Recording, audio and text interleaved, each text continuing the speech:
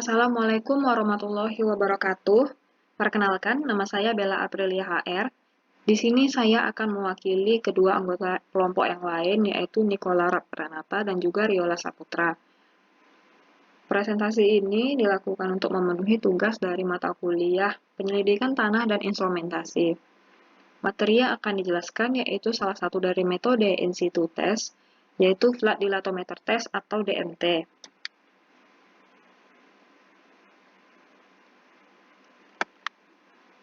Flat Dilatometer Test atau Marcenti dilatometer atau disingkat dengan DMT merupakan alat uji penetrasi yang masih baru digunakan dalam bidang penyelidikan geoteknik.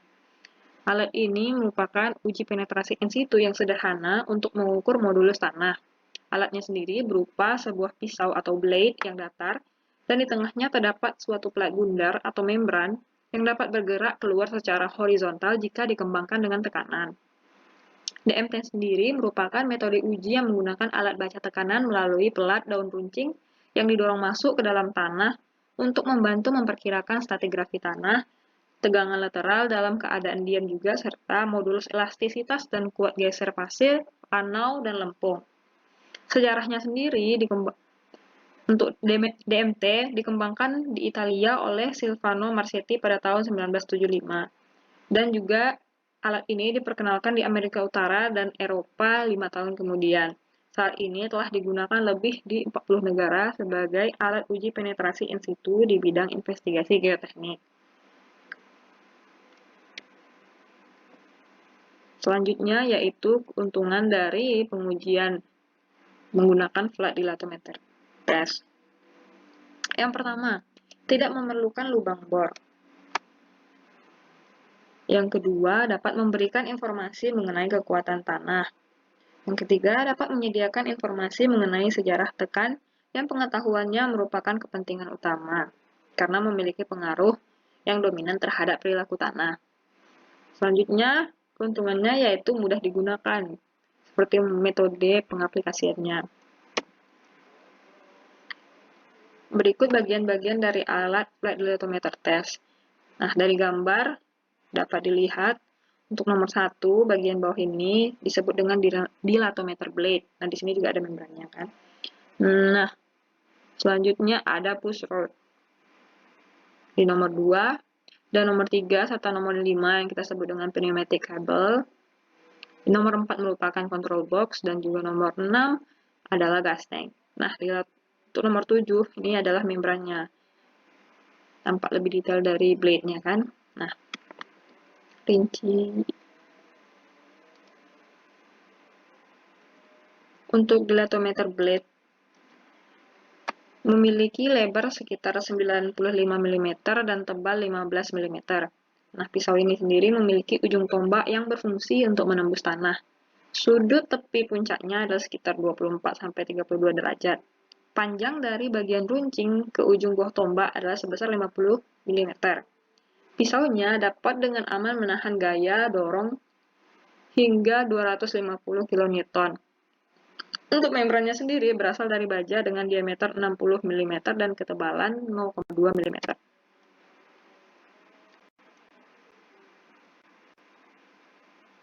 Selanjutnya ada control unit. Control unit berada di atas tanah atau di permukaan tanah dan digunakan untuk mengukur tekanan pada setiap kedalaman. Unit kontrol biasanya meliputi 2 pengukur tekanan, pressure gauge, pressure source, quick connect, ada juga pneumatic electrical cable, galvanometer, dan sinyal audio buzzer, serta ada pula katup untuk mengontrol aliran gas dan sistem ventilasi. Selanjutnya ada pneumatic electrical cable. Alat ini atau kabel listrik menyediakan pneumatik dan listrik secara kontinu di antara unit kontrol dan pisau dilatometer. Kabel ini terdiri dari kawat stainless yang tertutup oleh nilon tabung dengan konektor logam khusus di kedua ujungnya. Nah, nih, lihat. Jenis kabel yang biasa digunakan adalah 2 tipe, yaitu kabel diperpanjang atau non-extendable cable, dan juga kabel yang dapat diperpanjang yaitu extendable cable.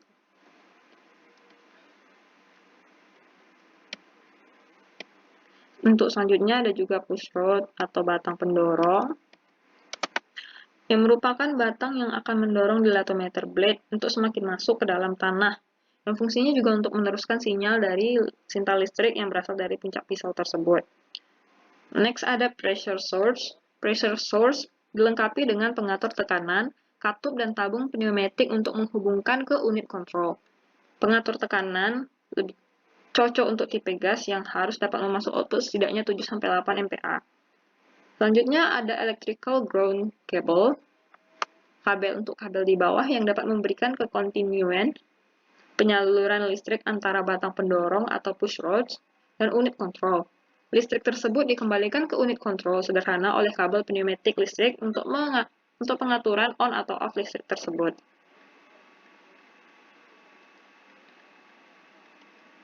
Berikut konfigurasi alat dan prosedur alat LED latometer test.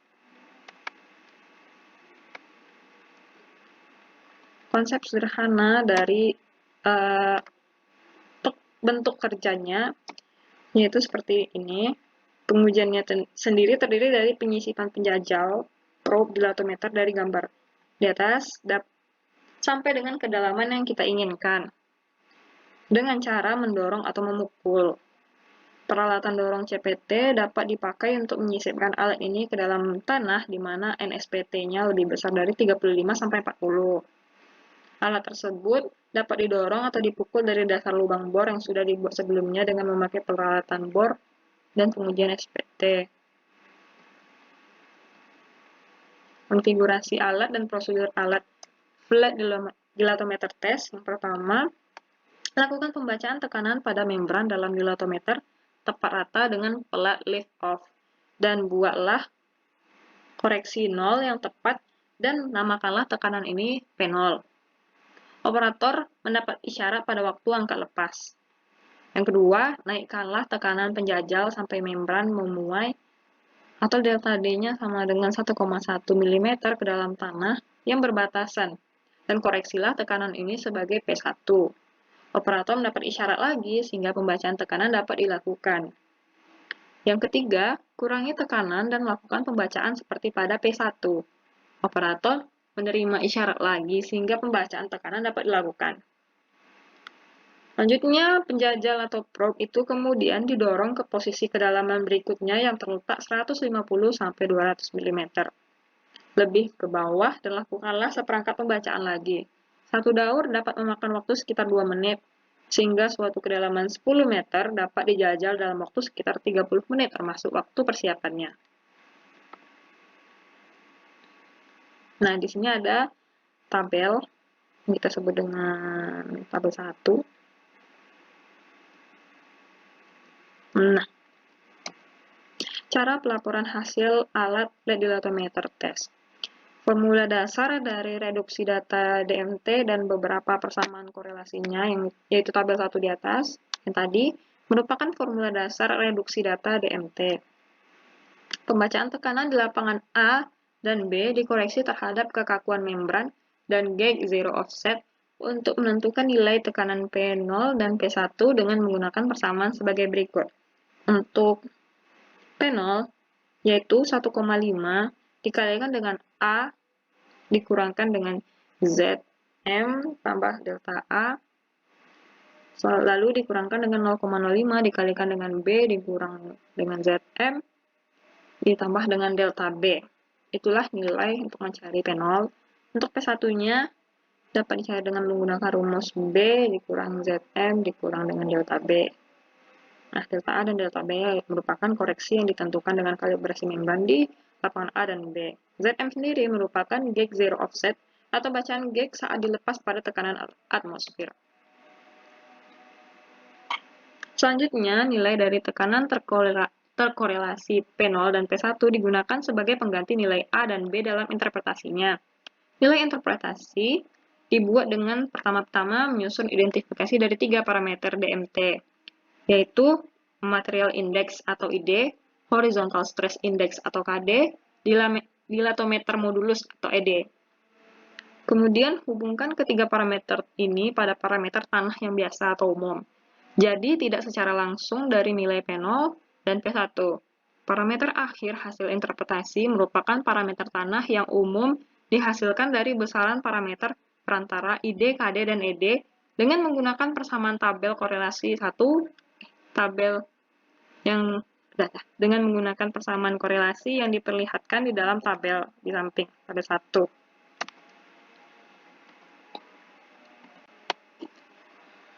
Untuk indeks material yang merupakan interpretasi data reduksi dapat dihitung dengan menggunakan persamaan ID sama dengan P1 kurang P0 dibagi dengan P0 kurang dengan U0.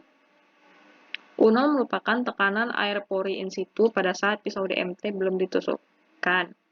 Sedangkan untuk P1 merupakan tekanan yang dibutuhkan untuk membran mengembang 1,1 mm dan P0 merupakan tekanan yang dibutuhkan untuk membran pada posisi 0. Definisi ID sendiri diperoleh dan ditetapkan melalui pengamatan bahwa profil P0 dan P1 secara sistematik serupa dan berdekatan satu sama lain untuk tanah lempung dan berjarak atau menjauh untuk tanah pasir. Dan kita dapat simpulkan perbedaannya P1 dan P0 adalah kecil untuk tanah lempung dan juga besar untuk tanah pasir. Menurut Marchetti, jenis tanah dapat diidentifikasi sebagai berikut. Untuk lempung, dengan nilai ID berkisar antara lebih besar dari 0,1 dan lebih kecil dari 0,6.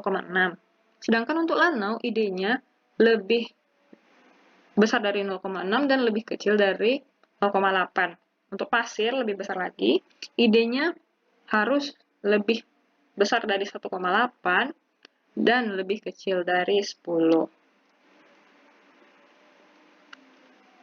Selanjutnya ada modulus dilatometer atau ED. Modulus dilatometer atau ED diperoleh dari nilai P0 dan P1 berdasarkan teori elastisitas dengan konfigurasi diameter membran 60 mm dan pergerakan atau perubahan displacement sebesar 1,1 mm.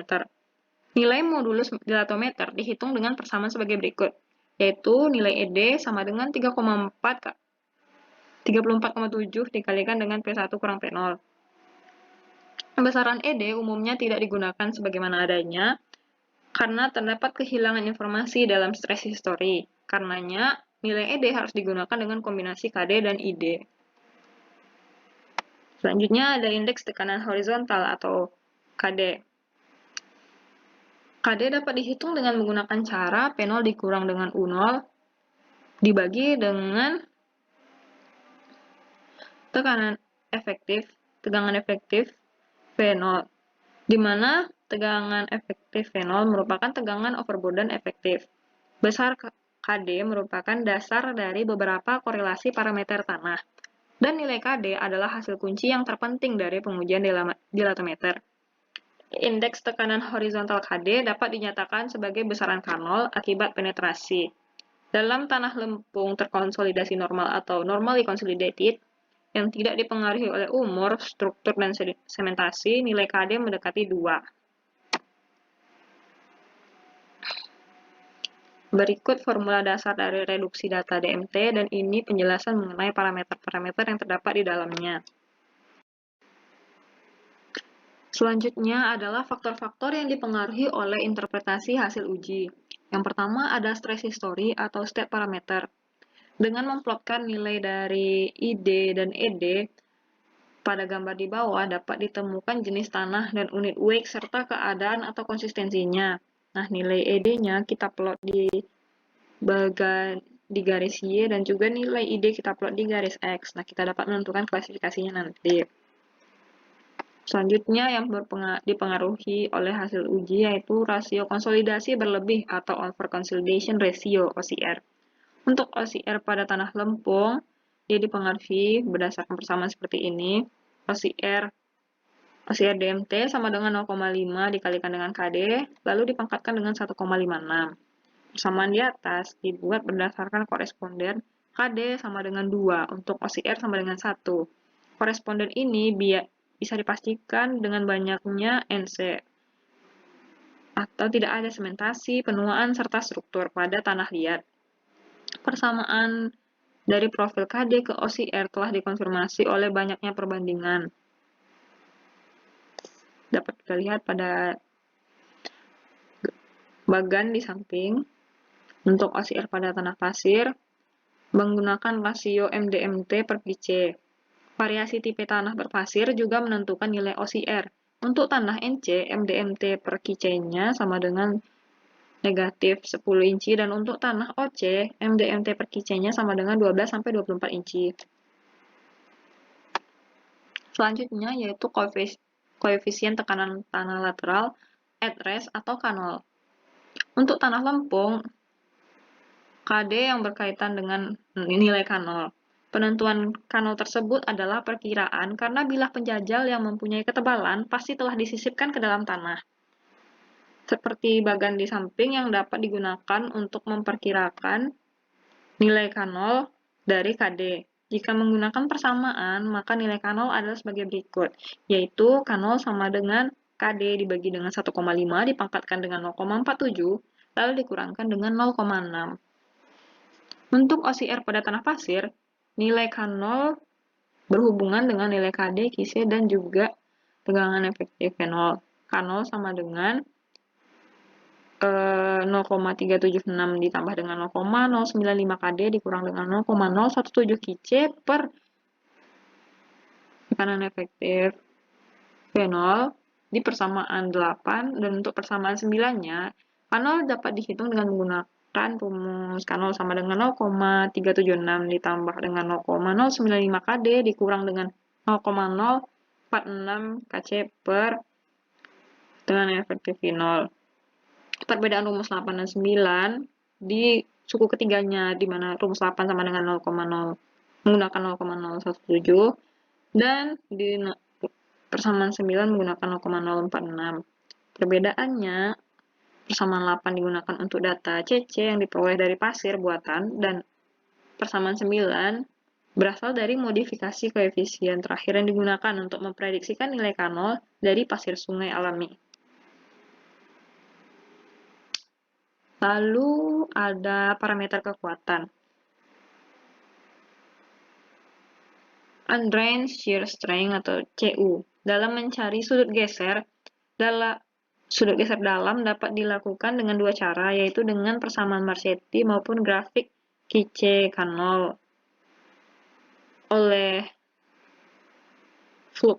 oleh Durgonov dan Michel teori.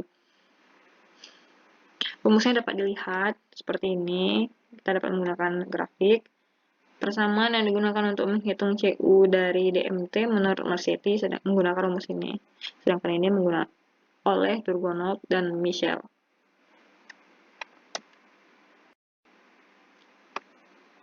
Selanjutnya ada parameter deformasi. Constraint modulus atau M. Modulus M yang ditentukan dari data DMT adalah modulus tangan vertikal teralirkan tidak terbatasi one dimensional pada tegangan V0 dan merupakan besaran yang sama dari hasil uji oedometer yang biasa ditetapkan sebagai modulus OED. E OED sama dengan 1 per M. Modulus M diperoleh dengan ED dikalikan faktor koreksi RM yang persamaannya seperti berikut. MDMT sama dengan RM kalikan ED. Catatannya, ED diperoleh dari tanah yang terusakan oleh penusukan pisau DMT. Yang kedua, pembebanan yang diberikan pada pengujian DMT adalah arah horizontal, sedangkan nilai M adalah untuk kondisi pembebanan arah vertikal. Dan yang ketiga, pada penentuan nilai ED terdapat kehilangan informasi tentang stres histori dan tegangan lateral yang direfleksikan oleh nilai KD yang tidak memperhitungkan pengaruh tersebut.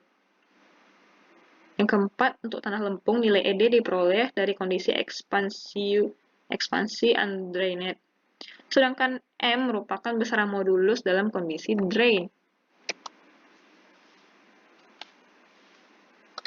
Parameternya yaitu ada modulus elastisitas atau aksen.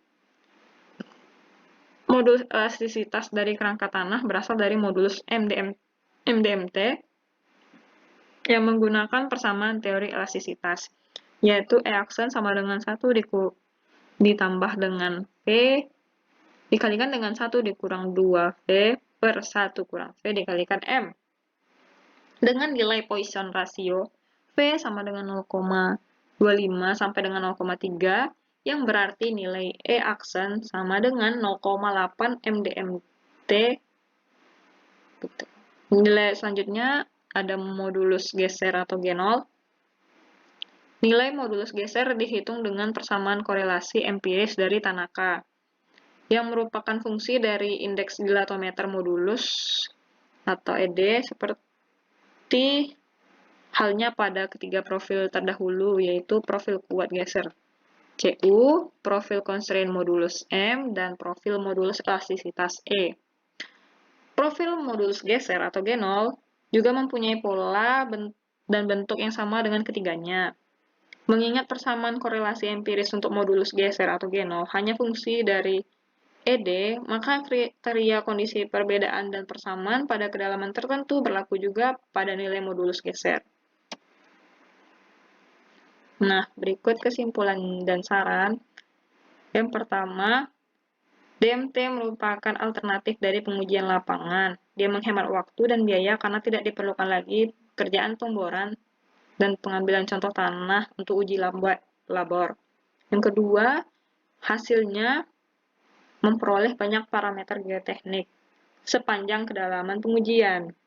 Yang ketiga, interpretasi dan aplikasinya yang yaitu kontrol pemadatan. Efek dari pemasangan tiangnya dapat terasa, kelarutan pasir, verifikasi apakah suatu lereng mengandung permukaan slip, tiang pancang yang dibebani secara aksial di tanah kohesif, serta tumbukan yang dibebani secara lateral. Karena pada dasarnya DMT sangat sensitif terhadap ukiran tanah berbutir halus di lapangan, maka dari itu disarankan untuk melakukan penelitian kompresif dengan alat DMT untuk tanah residual tropis, guna melihat apakah persamaan-persamaan korelasi empiris dari Marsetti masih berlaku untuk diterapkan pada tanah residual tropis, terutama telaah tentang faktor disturbansi pada pengujian laboratorium dan sementasi tanah pada pengujian DMT. Sekian presentasi yang dapat kami lakukan. Terima kasih telah mendengarkan. Maaf apabila ada salah kata. Assalamualaikum warahmatullahi wabarakatuh.